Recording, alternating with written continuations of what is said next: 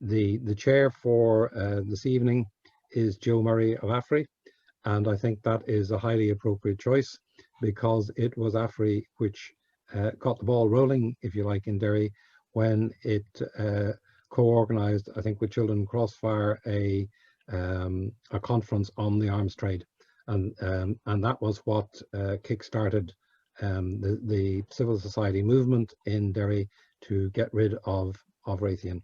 So without more ado, I will hand over to Joe, who is chairing this session. Joe. Thanks very much, Rob, and thanks to everyone who has joined us this evening. As Rob said, this is a really interesting evening, and very seldom that we can get together to celebrate a victory, particularly in terms of the war industry. So I think this should be celebrated well and often. As Rob said, Rob is a member of the board of AFRI. I'm the director of AFRI, and we're a small development organisation with a particular focus on war and militarisation as a major obstacle to development in the world. And again, as Rob mentioned there, we were horrified some years ago when we heard that Raytheon were being welcomed to Derry as the first fruits of the peace process. It was almost irony beyond comprehension. There's a famous photograph of David Trimble and John Hume having won the Nobel Peace Prize, welcoming the CEO of Raytheon to Derry.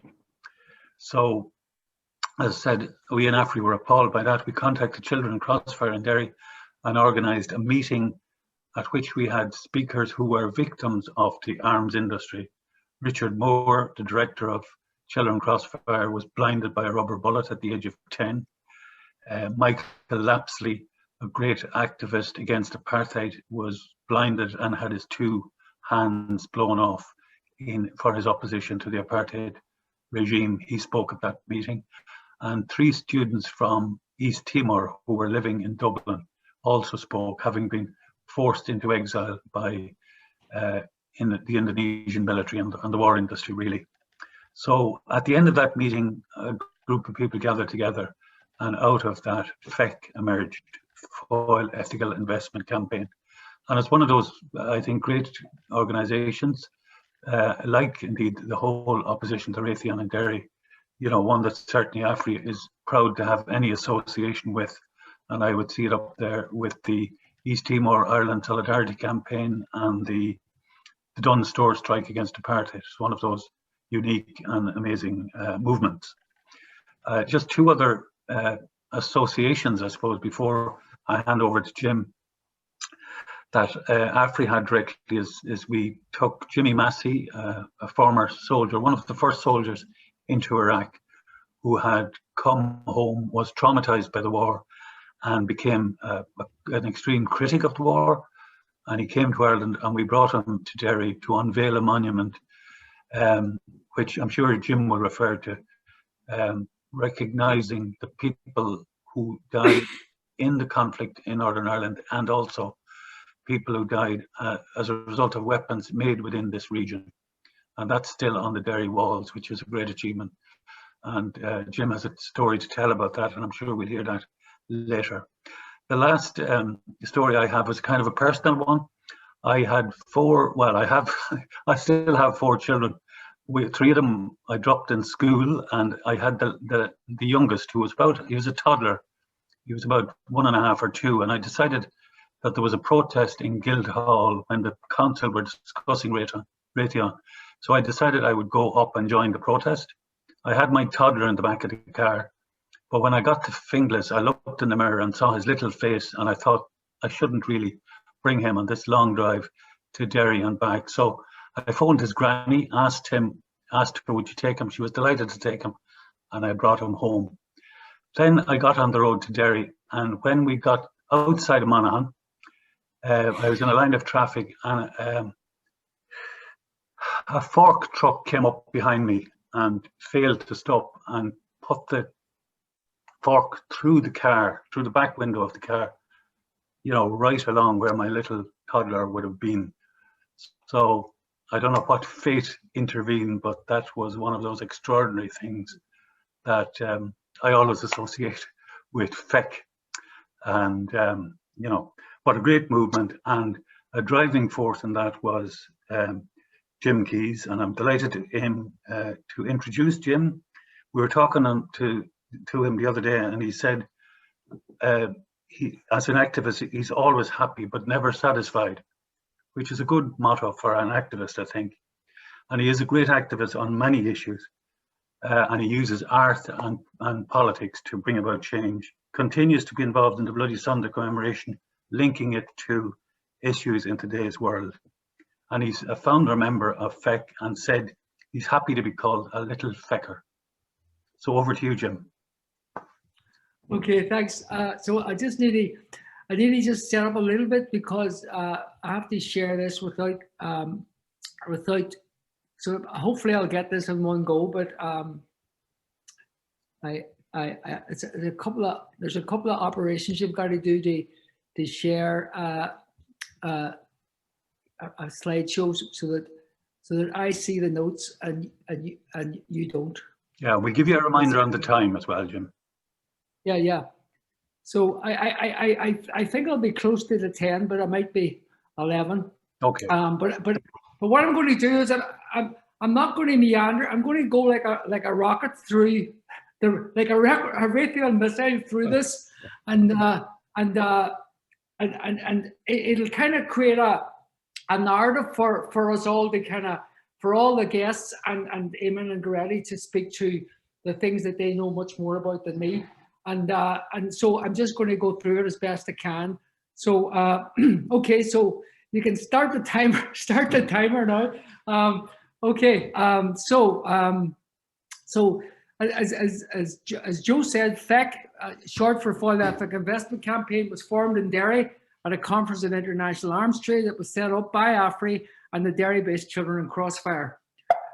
Our emergence was a Derry response to the announcement that Raytheon Systems Limited, a subsidiary of Raytheon Company, were setting up a software facility in the city, and there to sanctify the arrangement were Nobel laureates John Hume and David Trimble, jointly awarded a Peace Prize for their contribution to peace in Northern Ireland.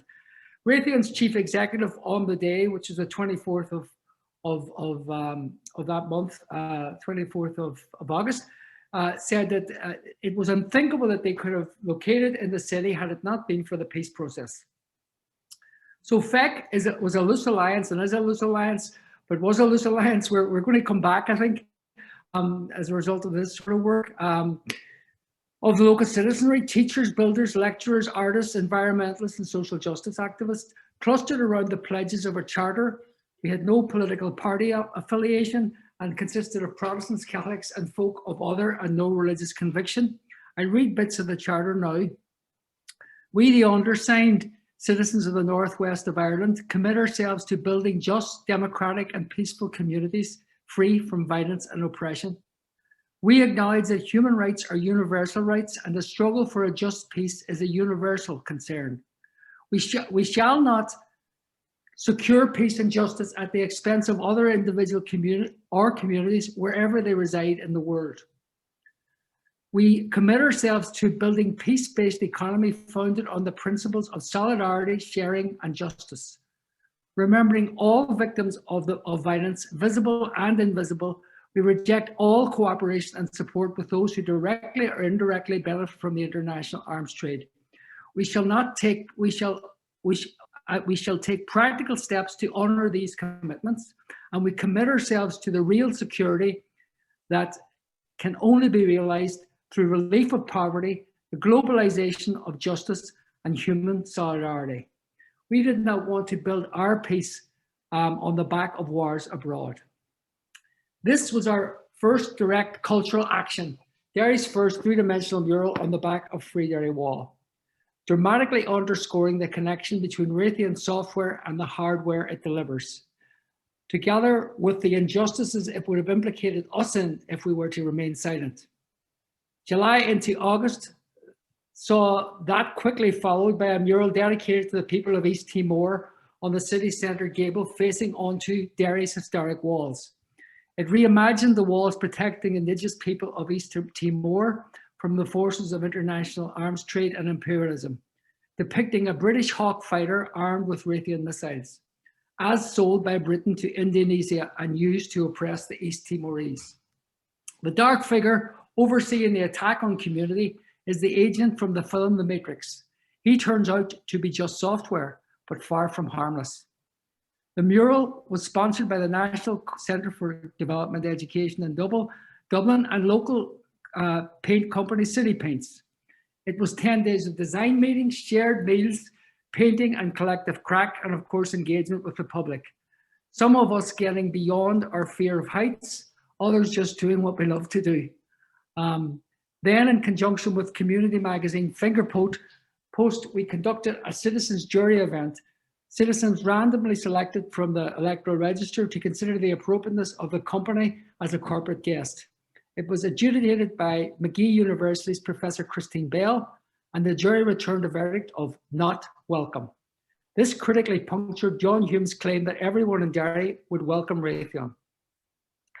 Then, as Derry awoke to a new city council on the 12th of June 2001, its citizens encountered signs that had sprung up across the city in the night. They were on all major roundabouts and roads into the city. Provocatively playing with the legacy of Free Derry, they accused the political parties of bestowing yet another name on the city, Raytheon Derry. Parallel to these city centre actions, we established a monthly vigil at the Raytheon facility to highlight the dirty business going on in what seemed like an innocent science and technology park. Raytheon are the largest missile manufacturer in the world and the third largest defence contractor. Tomahawk missiles, Sidewinder missiles, cruise missiles, Patriot missiles, HARM missiles are all Raytheon missiles. During their time in Derry, they were involved in the manufacture of cluster munitions promoted as having high single pass kill probability. We would just use their PR slogans to inform the public of the nature of the beast. They were involved in the nuclear arms proliferation and research and design for the US Star Wars defense program, and they were using depleted uranium in their products to pollute the globe with radioactive material. On Good Friday, 2001, we held a Passion for Raytheon procession. This connected the city facility, the Raytheon facility, to three other sites of complicity: the Derry City Council that were extending the corporate welcome, the offices of the SDLP who had lobbied to bring them, and the Guildhall Square of the city that was as yet too silent to their presence. On St. Patrick's Day 2003, on the eve of the invasion of Iraq, we launched the Raytheon Stealth Monster. Apologies we couldn't find images of it on the day. They'll probably be somewhere on the web, but we couldn't get them.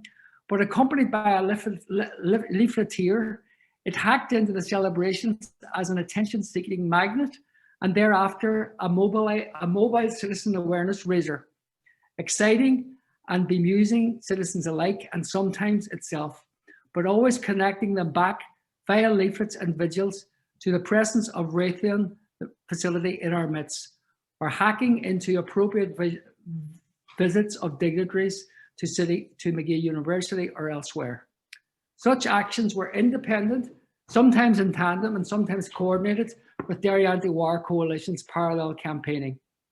The key turning point for the campaign came when Derry City Council became the first council on these items to oppose the war in Iraq in 2003. Opposed to rhetorical activism, FEC moved the next vigil to the council's next meeting, staging a die-in outside the debating chamber. Councillors had to literally walk over some 50 bodies as they entered the Guildhall. Each handed a letter underscoring Raytheon's complicity in the war. Inside, standing orders were suspended, and Council resolved to hold a special meeting to which Raytheon and FEC would be invited. As ever, Raytheon, in keeping with their policy not to engage us, refused to attend. But this time it was to the city's elected representatives. The doublespeak of political parties was beginning to be exposed. And the campaign moved into the gap.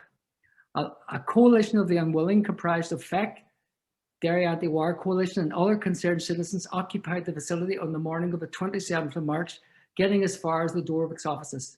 There, Shane O'Curry read aloud that morning's article from the Independent's Robert Fisk. It exposed that the missile that killed at least 62 civilians in the Baghdad market was in fact Raytheon's. With the position underscored, they informed the police that they were ready to leave, but the PSNI insisted on escorting them out. The caption in the Derry Journal under this image reads, "O'Curry takeaway." Focus now shifted the contradictions within the nationalist dominated to the focused on the contradictions within the nationalist dominated council.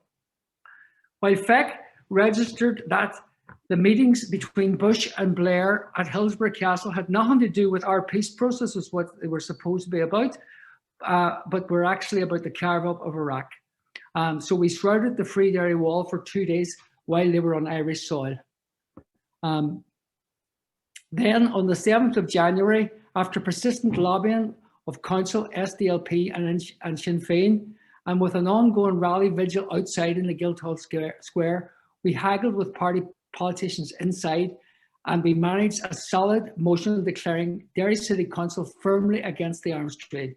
The DUP accusing both the peace-building SDLP and the anti-imperialist Sinn Féin of doublespeak, as it was still looking for further clarifications from Raytheon that it wasn't involved in the weapons industry in its facility in Derry. But here was FEC's response the next day. Now Raytheon, feck off. During the first stage of the Fallujah war in Iraq, we dug a symbolic grave outside the Raytheon facility to symbolize civilians having to bury their children that were killed in bomb attacks because they couldn't actually get moved throughout the city. It was a free fire zone for the coalition. We would tend that grave at our monthly vigils until they left in 2010.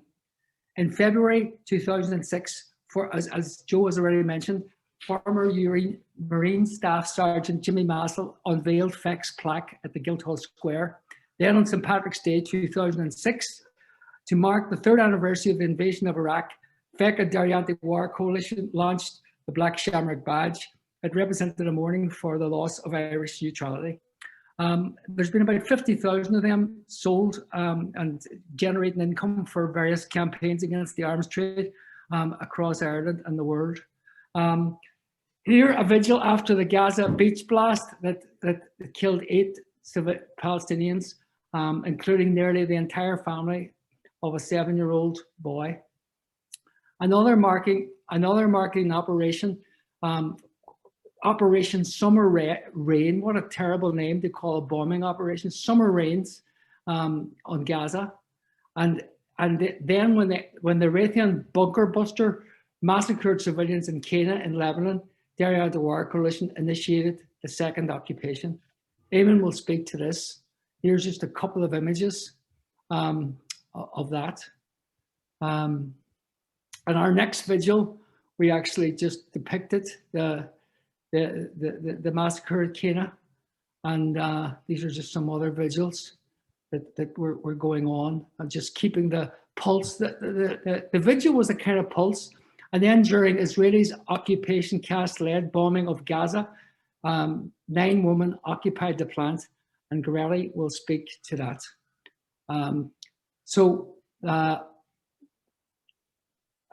Goretti, you'll be happy to see I found those on the internet, so they're actually quite nice images.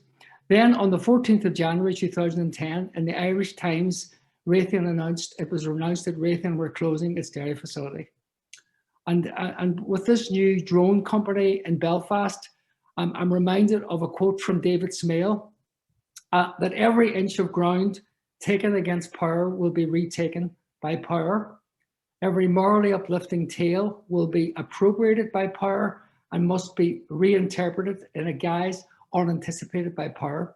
So it never stops, and so we're going to start again. Haven't had a rest and haven't been involved in other stuff, and so we're going to revamp the charter and then get involved in whatever our focus becomes. So I'll stop the share now. Thank you everybody for listening. Is the share stopped? Yeah. Yes, Jim. Thanks very much. That was brilliant. Amazing story and incredible images and very hopeful. You know, many of our stories end in failure, but it's fantastic that occasionally one wins or ends in a victory. And I think that FEC Charter is a fantastic document and really should be available to all of us. I hear you say you're going to revamp it, and that's great. And of course, all this is happening in the context of the Spirit Aerosystems in Belfast being given 30 million pounds to develop armed drones. That's really the context of this meeting. But particularly in that context, it's great to hear that FEC is reawakening. So our second speaker hardly needs any introduction. Eamonn McCann is a journalist, a political activist and a councillor. He was elected as an MLA for the Foyle constituency in 2016. He was one of the organisers of the famous march on October 5th, 1968, which is regarded as the birth date of the Northern Ireland civil rights movement. And he was tried as one of the Raytheon 9 in 2008 over damage caused during the 2006 war on Lebanon to the Raytheon plant in Derry. The jury unanimously acquitted him and all the other defendants. And in a statement outside the court, Eamonn said, "We have been vindicated. The jury have accepted that we were reasonable in our belief that Israeli forces were guilty of war crimes in Lebanon in the summer of 2006. The action we took was intended to have and did have the effect of hampering or delaying the commission of war crimes." So I'll hand over to Eamonn.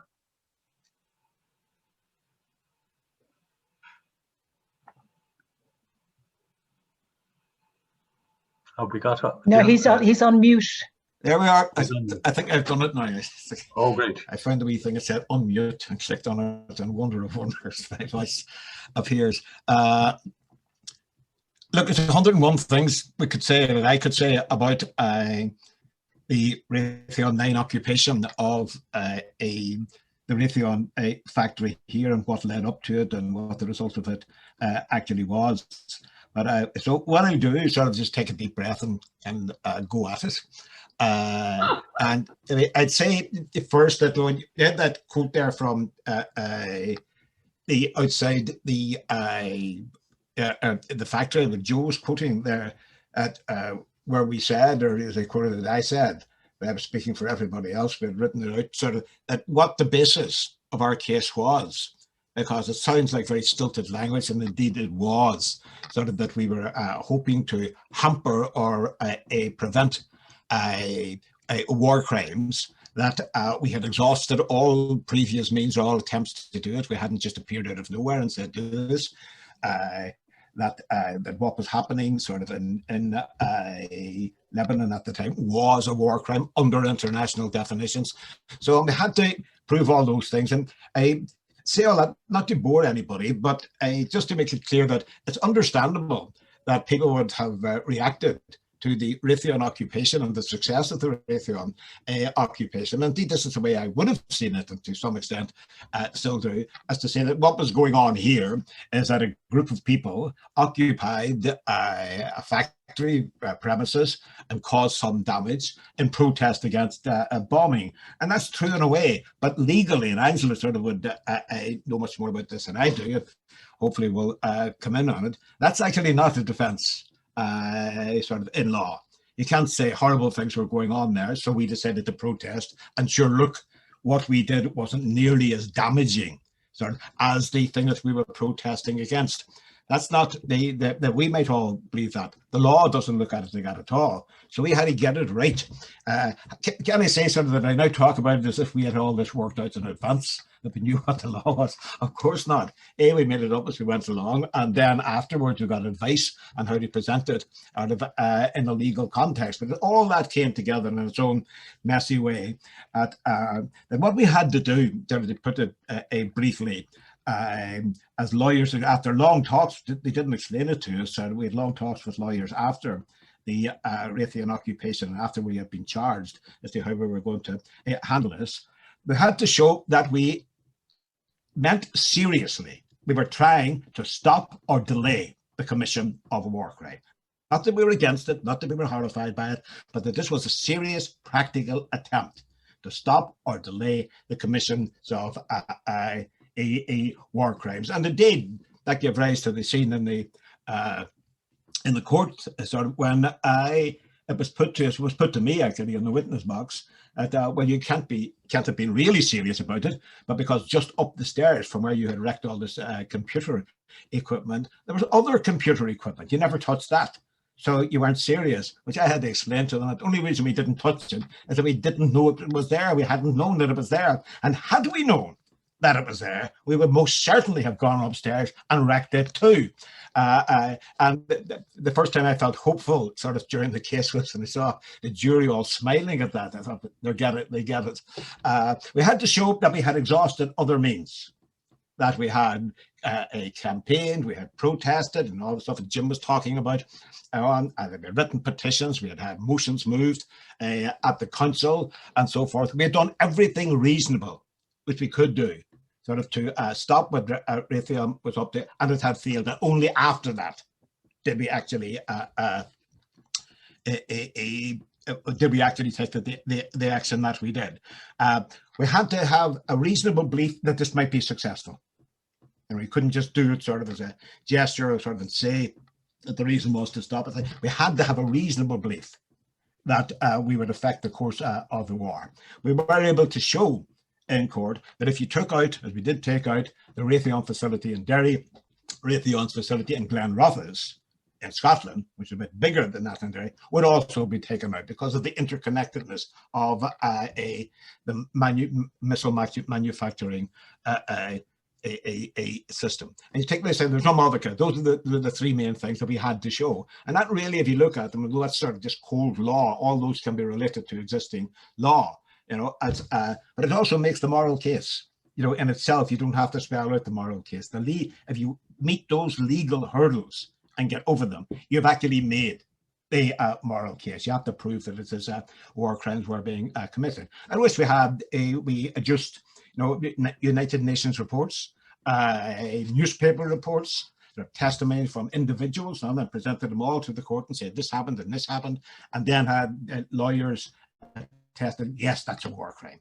What's described there is a war crime. So in effect, we were able to put Raytheon on trial, because if we could show that it wasn't a crime to disrupt Raytheon's production, we had shown by definition, we had shown that Raytheon was involved in war crimes. So once we went through that little sequence of events, a sequence of thoughts, we knew that we had done our job. And in fact, at the end of the trial, I think people might remember, many people thought they were getting a bit complacent because we came back to Derry after the last few days of the last couple of days of the trial.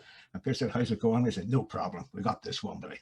Or I won't use the phrase, but we got this one titled. It's okay.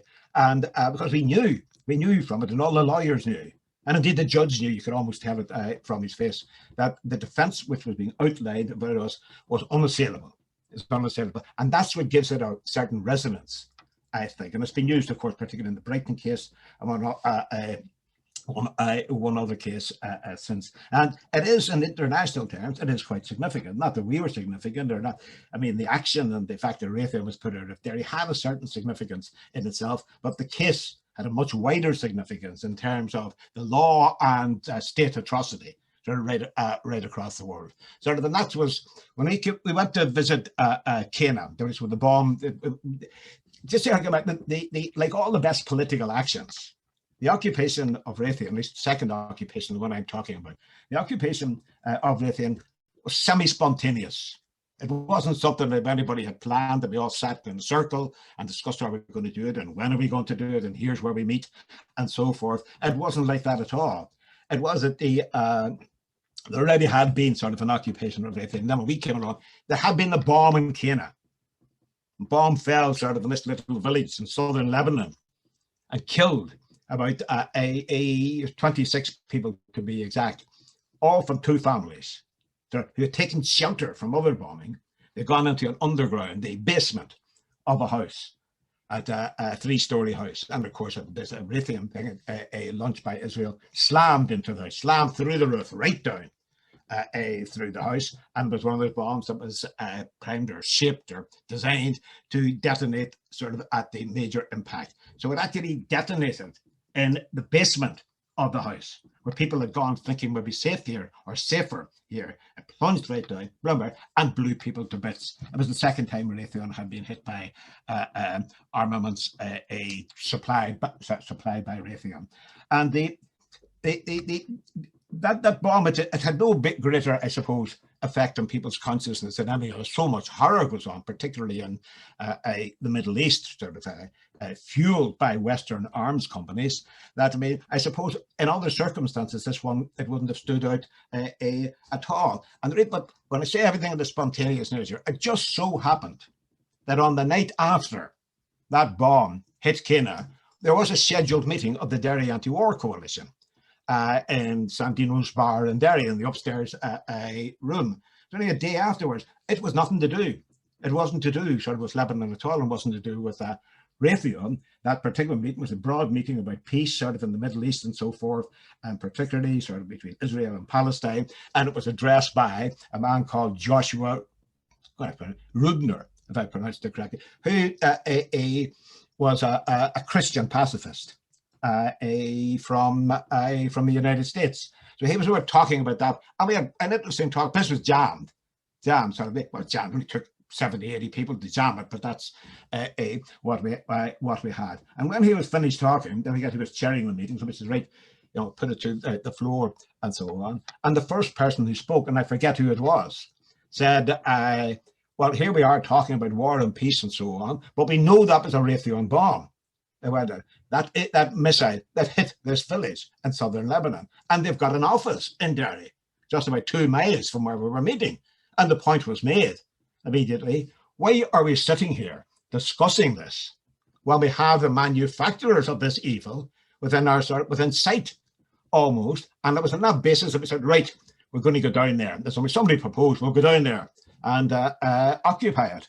Jonathan tried to stop it. It was as quick and as simple as that. They voted yes, and we said, right, we'll meet at, what was it, 8 o'clock the next morning. Everybody, 8 o'clock next morning, outside Raytheon, all turn up. And of course, the people who turned up were just the people who turned up. It wasn't sort of, they weren't from any particular political background, or they didn't know about leadership positions or anything like that. Quite a lot of people turned up outside it. I suppose altogether, maybe 40 people or something like that.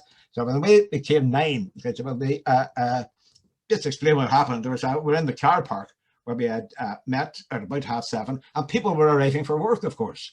You see, and it wasn't just Raytheon's premises in there. There's another business as well in there. So people were arriving, sort of, and the door would open to let them in. And at a certain point, and I don't think it was organised either, we're all outside, so I said, let's go. And they opened the door the next time, we charged. Just right, so we ran at the door, and God love him, sort of the doorman, I mean, stepped back and all that. And suddenly we were in. And so the people who were in the Raytheon premises, who got into the Raytheon premises, were just those who had run quickest and got to the front. You know, sort of those who were most determined. That was a selection procedure. You know, whoever made it in, sort of. And we were all men, sort of, apart from Goretti. And but she left very quickly, sort of, which she'll explain away.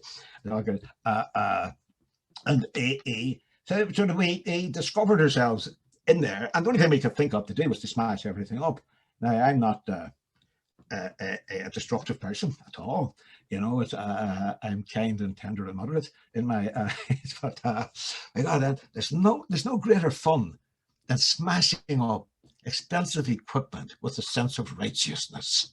You know, it's really good. I recommend it to everybody. So that was good, sort of, and it's we were able to dump the stuff out the window, which also, it was an act of, I suppose, propaganda of the deed, as McCann would have said.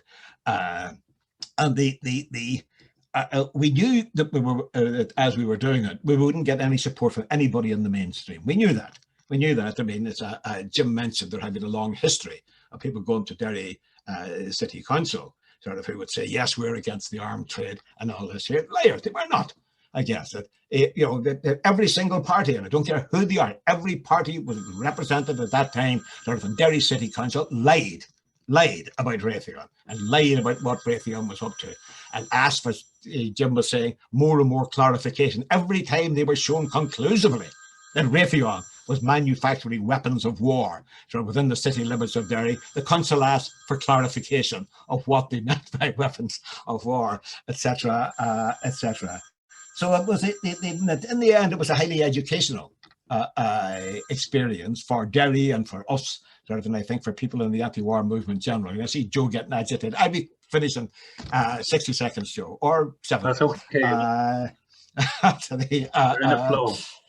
But no, just that it's when we went out to Kenya afterwards, a group of us out to the village and talked to some of the people involved. And we talked to people from the Shalub and Al-Hami families who had lost all the most of these people. They were enormously kind and generous in the circumstances, and all the crowd of Westerners out to investigate, as it were, or to express sympathy with them.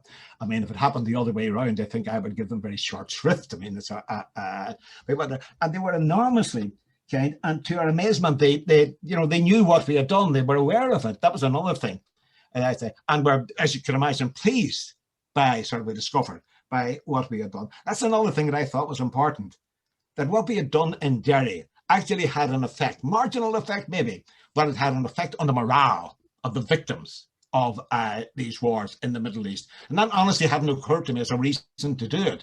But when I got there and talked to people, I remember when we were leaving Kenya, we were in a transit van and it was lurching away from the village of Kenya. And I remember looking back at all the people, the victims of that bomb were all buried in a burial ground, which was quite near the centre of the village. And I don't even remember, there was always people praying at it, sort of women dressed in black, sort of, it's a caricature in some ways, but it's the truth as well, which they knelt around it in black. And I remember as we were pulling away, there was a guy standing there, who was on crutches. I don't think the crutches had been wounded in that particular bomb, but he was wearing the black shamrock badge that Jim mentioned, sort of the badge, sort of the Irish anti-war movement. And I can remember vividly, as we went away and we were waving bye-bye, he pointed at the badge. And that was one of the greatest moments of my life. It really was. It sounds silly, because I remember Kieran sitting beside me as we pulled away. And I remember looking at the people who pulled away from it, and he said, "You know something? Fucking up Raytheon was the best thing I've ever done." And I said, "Me too." That remains true. If I'm called before a tribunal, sort of decent citizens, sort of at the moment of my death, and they say, "Well, tell us one good thing that you did." I say, "I was involved in the Raytheon occupation." That's the one good thing that I might have done. So, I mean, I'm going on for too long, but a couple of things I wanted to emphasize, the semi-spontaneous nature of it. This wasn't a plan. We didn't plan when we gathered down in the morning outside Raytheon. We didn't have a plan as to what we were going to do. We hadn't got a skillful subterfuge sort of in mind to get into the place. In fact, we had no idea sort of whether we could get in or how we get in. None of us really had an idea where in there do you find Raytheon's premises. It was a big complex as opposed to anybody else. None of that was organised. And as I say, the door was open to let in a couple of workers and we ran at it. Come on, let's go.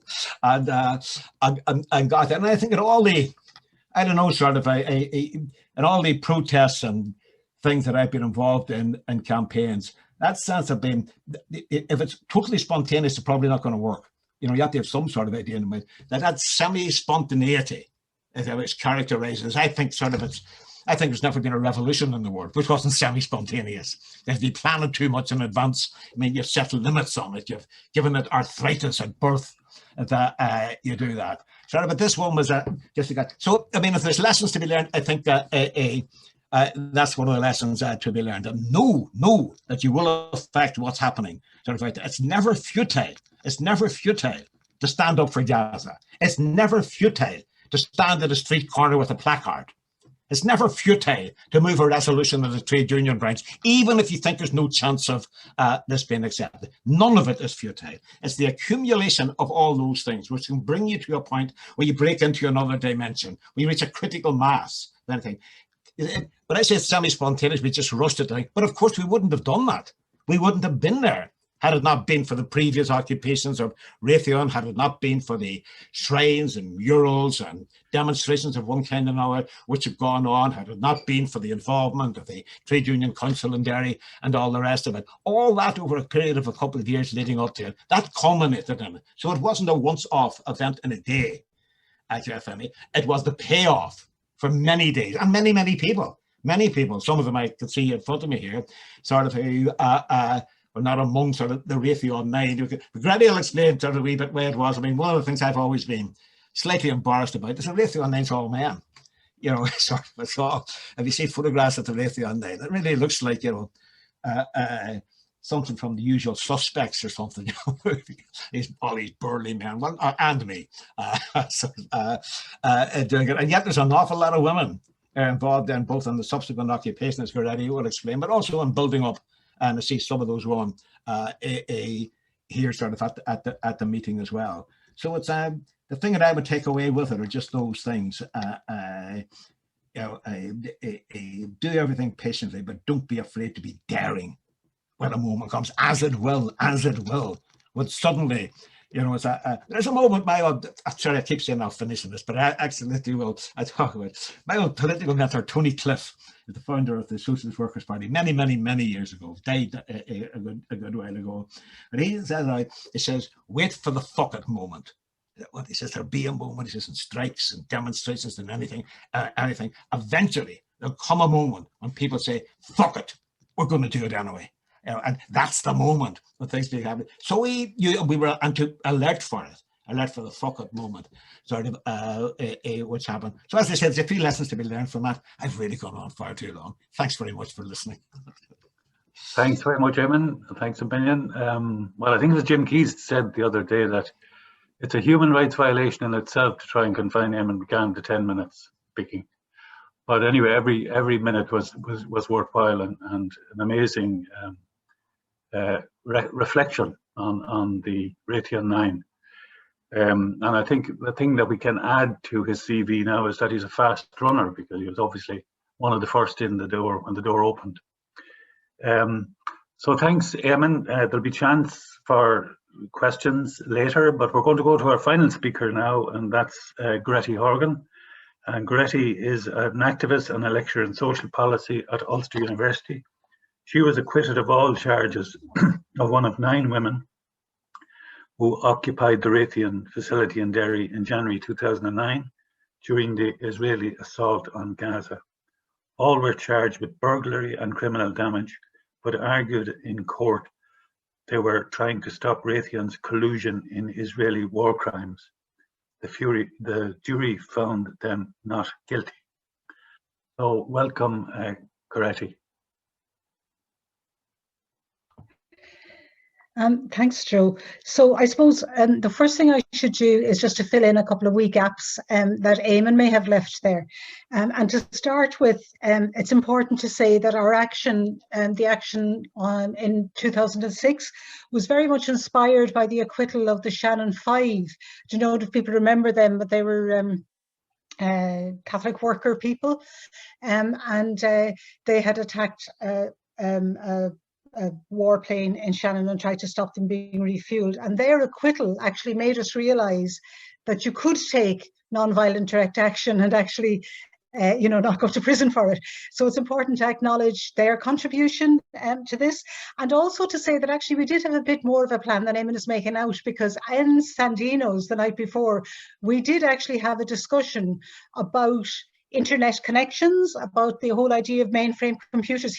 He's not much of a technology person, so that's probably why he doesn't remember it. But we did actually have a discussion about the importance of taking out the mainframe, and in particular the anything that linked them to the other Raytheon facilities, because we had an idea from bits and pieces of research that had been done that actually that they were all linked up. I mean, you know, I work in a university. I know all of our computers are linked up. In fact, all of the educational computers across the UK, you know, all the different universities across the UK, all of their computer systems are linked up. And when you know that, then you know there's a fair chance that a company's ones are as well. So we did actually go in with the idea of trying to get rid of the bring down the mainframe. And as Eamonn says, we actually discovered subsequently that actually the Glenrothes plant in Fife it actually was unable to function for at least 2 or 3 days afterwards, which meant that literally bombs were unable to be dropped.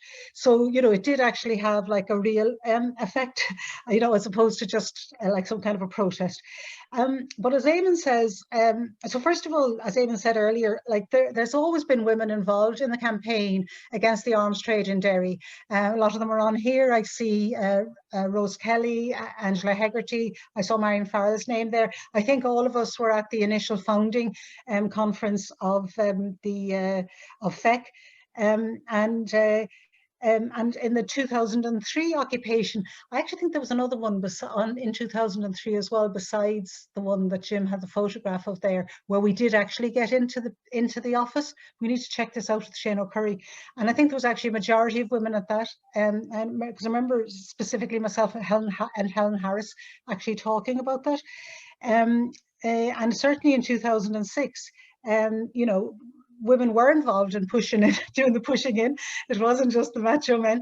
And I knew where the Raytheon office was because I'd been there before. So the cops actually had CCTV of me leading the men up the stairs, saying, "Here it is," leading the men up the stairs. And actually, we were quite pissed off. The women who were involved in the anti-war coalition were quite pissed off that none of us were, well, I was arrested, but they didn't charge me. And we were like, what kind of sexism is this, you know, that none of the women get charged?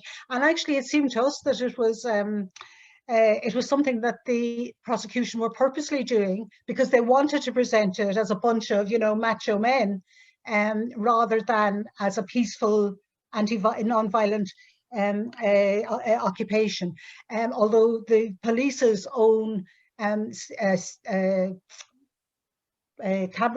work that they produced for the trial showed just how peaceful it was, because of course, as the film that Gabrielle Tierney, who's also on here, made shows, because we were able to use that RUC footage in her film, you can actually see that when the police arrived and, you know, took an angle grinder to the doors and arrived in dressed like RoboCops, that the men were sitting playing cards and far from having any kind of resistance of any kind or anything, any kind of violence.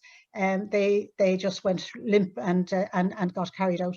So when it came to 2009, and Operation Cast Lead, which you may remember started the day after Boxing Day, so like on the 27th of December, with the very next day, there was the first protest in Derry, and there was really, over the Christmas break, there was probably a protest every single day down the main street of Derry against what was going on in Gaza. And they were overwhelmingly led by women. Those protests were led by women who were carrying dolls wrapped in blood-stained sheets and things. And we were doing that because so many of the women who were there were saying, our children and for many of us, our grandchildren are at home, you know, playing with the toys. They're still opening Christmas presents. And the children of Gaza are being killed in the kind of numbers that they were. And we were really, like, we were just so upset that we knew we were going to have to do something. But we also knew that we should not do anything until we had clear evidence of a war crime. We knew that we couldn't just say, oh, this is so upsetting, we're going to go and occupy Raytheon. We knew we had to wait until there was evidence of war crimes, and war crimes which were likely to be using Raytheon missiles. And that evidence came in relation to a school that was being used by the UN to shelter families, and that was attacked by these very special Raytheon guided missiles that they produced specifically for use in built-up areas, specifically for use in built-up areas that are like really carefully, not carefully, because of course they go all over the place, but which are supposed to have precision guidance. And much of that precision guidance was actually being developed in the Springtown plant. And we knew this since 2006 because like there's one of the photographs of the 2006 occupation shows Kieran Gallagher holding a big placard out the window, and somebody took a photograph of that, and it literally is a thank you letter, to the people in Springtown in Derry for helping with a software bug in relation to one of these missiles. Okay, so actually, when it came then to when we decided that we were going to try to go back in and occupy Raytheon again, we actually made a kind of we knew that we were going to have to be a bit more use more subterfuge this time. And we also decided that that it should be all women to kind of counteract the maleness of the Raytheon 9. It has to be said that when it came to the actual trial, that there were 4 men on trial with us, and the 4 men were on trial because they were arrested outside for various things, including assaulting a police officer.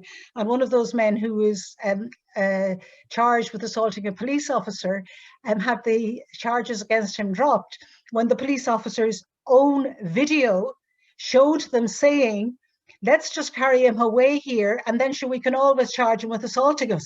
So you literally saw him being carried away, and the cops saying this in the background. And I see James King is one of those. James was done for criminal damage for spray painting on the outside of the building. Despite his wife Diana always telling him, who was one of the women inside, always telling him he should use chalk, and that way he can't be done for criminal damage.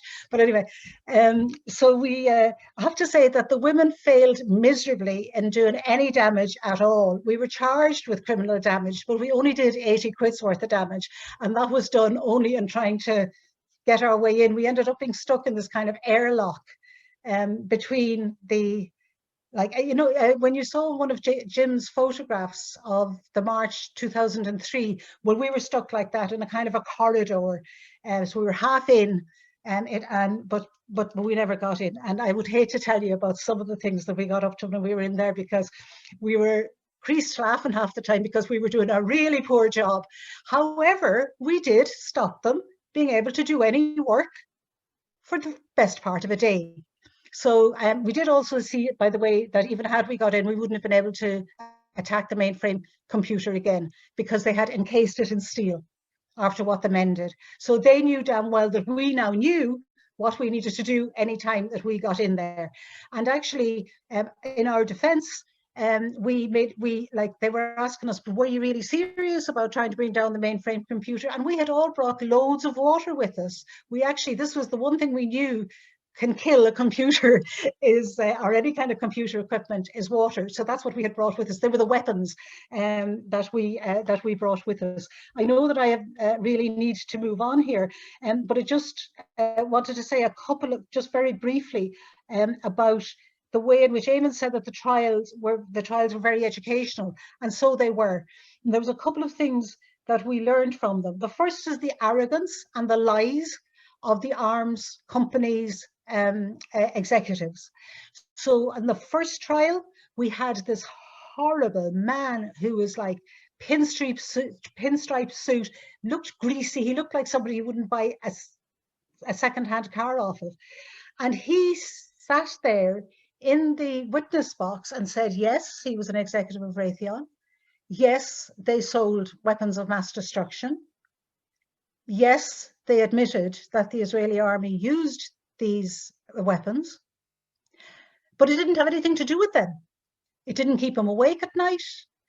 It didn't weigh on his conscience in any way, because they sold them. So what? What people did with them after they were sold, none of their business. And yes, he said, they were developing software for guided missiles in Springtown, in Derry, and so what? They're an arms manufacturer. What else did people think that they were doing in Derry? And he was really, really arrogant. And I actually think that, you know, the jury must have looked at the people in the dock, you know, who were willing to put their freedom at risk, and then look at this guy, you know, who clearly has too soft a life, basically.